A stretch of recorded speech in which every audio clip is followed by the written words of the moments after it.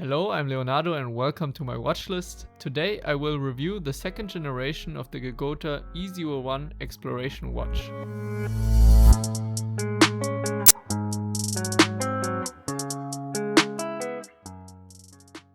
The watch collectors who like to experiment with different straps might have already heard of Watchgecko, a British company which offers all kinds of straps.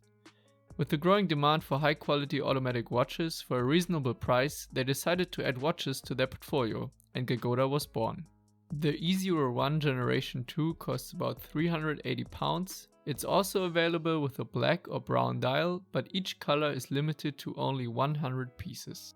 First we will check out the dimensions. Starting with the case diameter, I measure 36.9 mm. The lug-to-lug distance is 45.3 mm.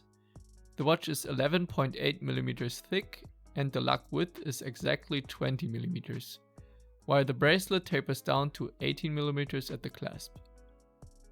Let's take a brief look at the specs. The watch is made out of 316L stainless steel and has a double domed sapphire crystal. The watch is water resistant up to 100 meters, featuring a screw down crown and screw down case back. Inside beats the Miyota 9039 automatic movement, with a power reserve of 42 hours and 8 beats per second. At first glance, the Geckota doesn't really look spectacular, but with this watch it's all about the details.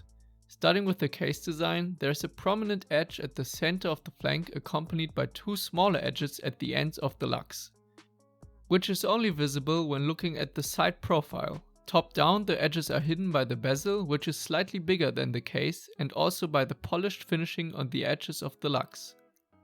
On the opposite side of the case, there are indicated crown guards with a grooved pattern, which is also used on the non-rotating bezel, alternating with the Arabic 24-hour markers, making the bezel one of the key elements to transport the vintage look of the watch. The mushroom-shaped crown is easy to grip and very convenient to handle. Additionally, the crown is signed with the Geckota logo.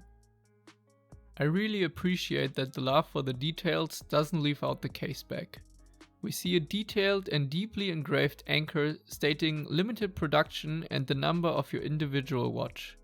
In my case, it's number 21 out of 100. The other part, which is rich in detail, is the dial. It has a stamped grain texture. The color varies with the lighting between a gray and a blue tone. The writing and markers have a three-dimensional appearance and the dial is equipped with applied polished indices. When you look up close, you can discover very small red color accents behind the indices and an orange dot at the 12 o'clock position. The markers and handset are filled with patina lume, adding to the vintage feel. The hands have a very remarkable and elegant shape. Especially the minute hand is extremely long, and due to the domed crystal you can barely see the tip of it. All in all, I find the composition of the pastel colors very pleasant to look at. In contrast to the soft color selection of the dial, the lume shines in a very bright green.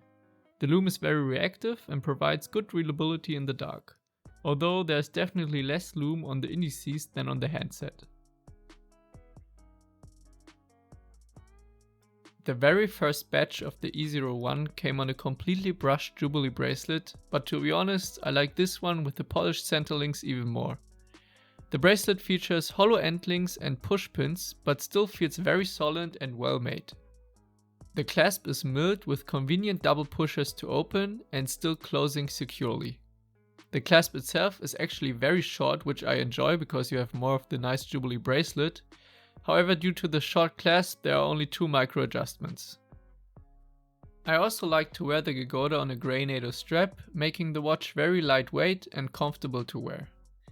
A light brown leather strap also fits nicely as it emphasizes the patina indices, but otherwise I find it hard to match the Geckota with compatible straps. To sum it up, with the E-01 Generation 2, Geckota has reached its goal to create an affordable automatic watch with high quality, a unique design and a lot of attention to detail. I still find it hard to categorize it as a clear vintage tool or dress watch, but just enjoy to wear it for everyday occasions.